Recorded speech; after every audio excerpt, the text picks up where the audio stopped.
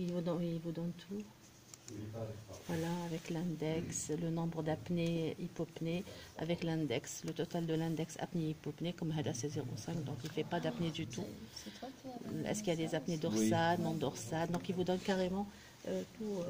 Après, bien sûr, avoir codé comme les tracés, on enregistre, on demande le rapport. Il y a plusieurs types de. Ça, c'est automatique. Mais je pense que dans ce cas, c'est pas pathologique. Non, mais je vais leur montrer. C'est pas compliqué. Non, il faut faire manuellement. Parce que des fois, ما يحسبش les apnées, des fois, ما يحسبش des fois. ولا يحسب par excès. ويحسب ثاني par excès, ou des fois, ما يحسبش. Mais des fois, ما يحسبش. Quand il a le rapport la position, parce que des fois, quand les apnées dorsales, et donc c'est préconisé,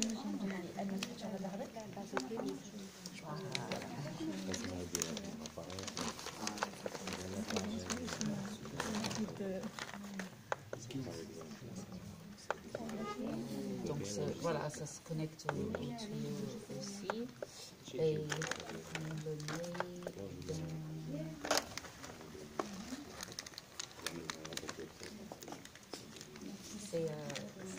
C'est nasal. Oui, c'est juste nasal, mais en plus, parfois avec des masques comme ça, le patient il a un petit blessure, même si c'est surtout ça, les traces ici, au niveau du nez qui gênent beaucoup les patients.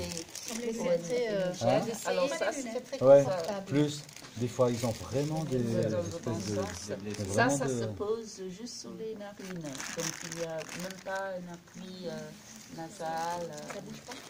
Ça aussi, c'est nasal. Je n'utilise pas beaucoup. Ça aussi, c'est nasal. Je l'utilise comme ça, et on l'a juste... C'est confortable. Essayez. C'est confortable quand même. Mais en fait, voilà. Mais il y a plusieurs tailles. Laisse, comme ça, t'es bien. Et en fait, quand on met en place, et c'est notre rôle, le patient il a comme ça ses masques, il faut juste lui demander si ça va bien, on en profite pour l'ajuster, c'est pas le patient qui l'ajuste. On dit, attendez, ça vous sert monsieur? Madame, ça vous sert? Voilà, comme ça, on réajuste ici comme ça. Bougez pas. C'est parfait, voilà. Asmed. En fait, on insère, il est où le... Bref, en tout cas, on le... C'est quoi cette... Vous avez pas En fait, là, on l'insère ici, on met en marche l'appareil, et puis on vérifie s'il y a des fuites. Il y a juste à mettre la main pour vérifier s'il y a des fuites. C'est important. Des fois, elles peuvent aller jusqu'à 15 minutes. Ça peut être énorme, les fuites. Et donc, elles peuvent altérer l'efficacité du traitement.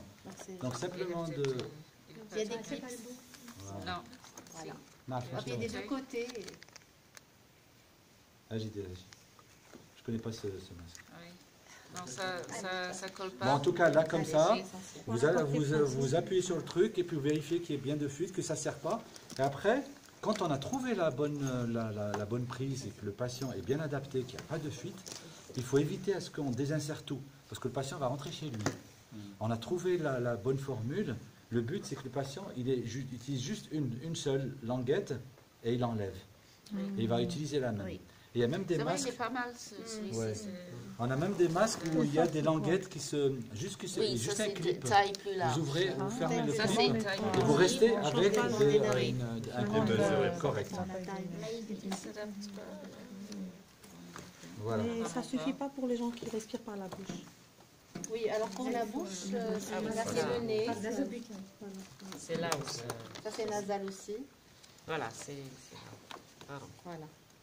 C'est comme ça. Voilà. Comme ça. Et comme on a juste utilisé un seul clip, c'est très facile après de le remettre. Ouais. De ne pas demander au patient à chaque fois de l'ouvrir complètement et de le remettre. Il ne sait pas gérer. Mais à la longue, les patients s'habituent. Hein. Les patients, tu préfères ça ou ça?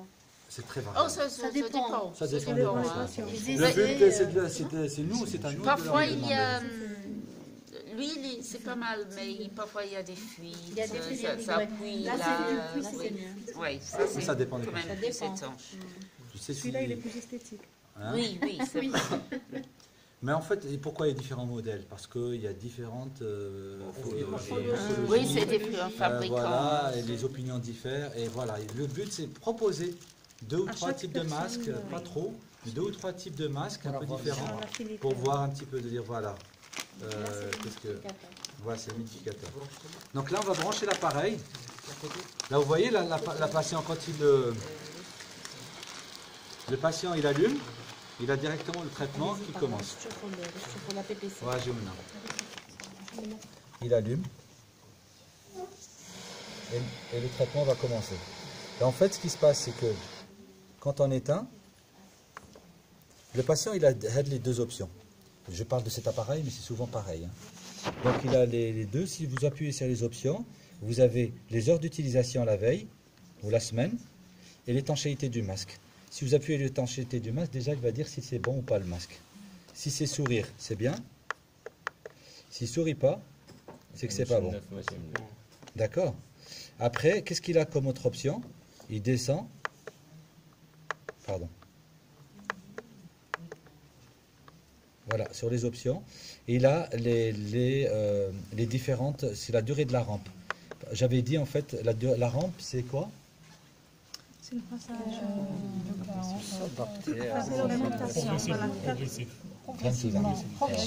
c'est en fait c'est une montée progressive de la pression. Pour que le patient ne puisse pas avoir, voilà. On ne va pas commencer à 9 de pression, la 10 ça surprend. Qui met ce bruit? Voilà, elle est réglée à 20 minutes. 20 minutes, nous dire à 25, nous à 15, 10, c'est à vous de voir. Combien de temps, on peut demander au patient, combien de temps vous souhaitez à ce que la pression monte un petit peu? Est-ce que vous voulez tout de suite ou vous voulez un peu? Et là, vous réglez la pression, la rampe. Et Hadi, c'est quelque chose qu'on laisse libre au patient. Il faut choisir et de régler. Après le masque facial ou là, bon, ça c'est le type de masque. Après, vous avez l'ajustement du masque. Hadi, il est bon. Des fois, s'il n'est pas bon, voilà, là il est déçu. C'est qu'il y a un petit souci. D'accord? Après, c'est des options qui sont visibles chez le patient. Mais nous, en tant que soignant, on peut entrer dans les paramètres médicaux. Le patient n'a pas le droit de savoir comment on fait pour aller dans ces paramètres. Il ne faut pas qu'il sache. Parce que s'il le sait, c'est la catastrophe. Il dit, je ne me suis pas bien senti, j'ai augmenté la pression. On va vers des trucs. J'ai eu 2-3 patients, c'était compliqué. Ils ont su comment ça marchait, c'est très très difficile. Donc en fait, chaque machine elle a ses méthodes d'entrée dans les paramètres. Voilà. Comment faire un déverrouillage? Vous voyez l'option, là, les 2 options qui sont accessibles aux patients. Pour déverrouiller, il faut qu'on appuie les 2. On appuie Hada ou Hada en même temps. Voilà. Pendant quelques secondes. Hein? Non, peut-être manipuler ou bon, on va déverrouiller maintenant. L'appareil, le masque, et, en fait, il ne s'en rend pas du tout compte. Moi, j'ai jamais eu de patient qui s'en rend compte. Il est vraiment dans la perspective du traitement, donc il ne regarde pas ça. Donc là, en appuyant en même temps sur les 2 boutons, on arrive à accéder à un autre paramètre. Ça va. Non, ils ne le savent pas. Et là, c'est... non, il n'y a pas de mot de passe. Chaque machine, elle a son mode de déverrouillage. Il n'y en a pas d'autres. Mais les Philips, on appuie, mais en fait, chaque appareil, appuie lentement, mais soit sur l'un ou l'autre, mais on y arrive à trouver. On arrive à trouver pour chaque appareil. Donc, pour ce type d'appareil, il faut appuyer à la fois là, et sur l'accueil, et sur les boutons, et on a le réglage. Le réglage, on accède sur le réglage, et là on a les modes. Qu'est-ce que j'avais dit? Qu'il y avait 2 types essentiellement de modes. CPAP, c'est quoi? Fixe. Positive Airway Pressure, c'est la PPC. Sauf que c'est dit en anglais parce que l'appareil est australien. Voilà, donc là le mode CPAP. Là, c'est des modes de ventilation différents. Là, spontané, temporaire. La LIVAPS, ça, c'est pour les insuffisances respiratoires. Pour le sommeil, vous n'êtes pas concerné. Vous n'êtes concerné que par ce mode de CPAP. Nous, on utilise par exemple le ST, le mode ST. Si on accède là pour les insuffisances respiratoires chroniques, on accède le mode ST et là, on a une inspiration, une pression inspiratoire déterminée, une pression expiratoire qu'on détermine, une fréquence de sécurité, qui est le temps inspiratoire maximal, minimal. Voilà, c'est tout un... En fait, la différence, globalement, entre une PPC et une BiPAP, une ventilation générale, c'est que la PPC, vous avez juste une pression fixe. Alors que chez les insuffisants respiratoires, comme on le voit, les modes ST, en fait, c'est la machine qui respire à leur place la nuit. Et comme elle respire, expiratoire. Voilà, on détermine le mode inspiratoire. Et en fait, pendant toute la nuit, c'est la machine qui va faire une bonne respiration. On sait que la nuit, les problèmes respiratoires s'aggravent. Donc pendant toute la nuit, la machine respire à leur place. Et quand elle respire à leur place, vous avez les muscles respiratoires qui vont se reposer. Vous avez vous avez parlé de gaz du sang. Vous avez la capnie qui va baisser, qui va se normaliser. Pourquoi? Parce que la machine, on l'a traitée de façon à ce qu'elle voltile bien. Mais ça, c'est pour les insuffisants respiratoires. Dans le mode sommeil, c'est CPAP ou PPC, c'est la même chose. Pression fixe. Donc il n'y a pas de BiPAP pour les apnées? Rien du tout. Pour les asthmatiques, sévères. C'est pas un générateur d'oxygène, c'est un... Non, parce que la PPC, c'est que de l'air. Il faut bien répéter aux patients qu'ils ne sont pas insuffisants respiratoires et n'ont pas plus de respiratoire que nous. Voilà, donc ils n'ont pas plus de problèmes respiratoires, c'est juste une pression, on l'a bien vu, c'est juste une pression d'air assez suffisante pour lever la telle pneumatique et pour lever cette obstruction des voies aériennes. Donc ce n'est pas de l'oxygène. L'oxygène, on peut l'avoir dans l'appareil. On peut rajouter, là, sur l'appareil, on a ici une double, on fait ressortir un tuyau d'oxygène pour les insuffisants respiratoires et on les met sur mode de double pression. Donc c'est le même appareil qui est utilisé à la fois pour le sommeil mais aussi pour les insuffisants respiratoires. Il a deux options. Il est utilisé au niveau des services de réanimation, parce que tout à Non, l'heure vous nous avez de parlé réanimation, oui, mais plus perfectionné. D'accord. Mais les insuffisants Au lieu de respiratoires, faire moi, une mes trachéotomie. patients sous VNI, ils ont ça. Hein. Ils ont ça. Et nous, quand on rentre, par exemple, on les voit aux urgences, ils viennent avec leur appareil, je vois tout de suite s'il a l'appareil pour l'insuffisance respiratoire, s'il est en mode CPAP, il a juste du sommeil. S'il est en mode ventilatoire ST ou S spontané, c'est qu'il a de l'insuffisance respiratoire et qu'il est traité pour ça. Même si je ne connais pas son passé. Voilà, donc c'est tout ça parce que j'ai accédé au réglage de la machine.